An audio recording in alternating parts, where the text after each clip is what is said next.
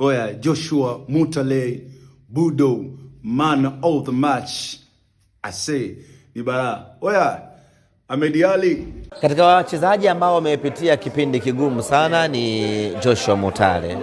Lakini Joshua anatakiwa kuwashukuru watu wawili. Kwanza ni Mwalimu Fadlu ambaye hakuwahi kumkatia tamaa, lakini pili ni mashabiki.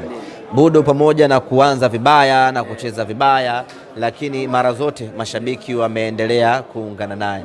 Wapo wachezaji ndani ya Simba ilikuwa wakianza vibaya ama wakicheza vibaya wanakutana na matusi mazito, wanakutana na hali kubwa ya kukatishwa tamaa. Kwa Budo imekuwa ni tofauti sana. Yaani niseme ana bahati kubwa sana. Pamoja na kwamba hakuanza vizuri, lakini watu waliendelea kusimama nyuma yake na mwalimu aliendelea kumwamini na hatimaye Budo amekuja kutulipa hii leo. Tunachosikitika tu ni kwamba gari lake limekuja kuwaka mwisho wa safari, lakini imani yetu ni kwamba namna ambavyo anamaliza msimu Budo ndivyo atakapoufungua 25-26 kwa mapenzi yake Mwenyezi Mungu. Bwana ni balaa tupu, kafupi kanashikilia dimba, babake man of the match mbele ya kamera. Ni hatari. Salute.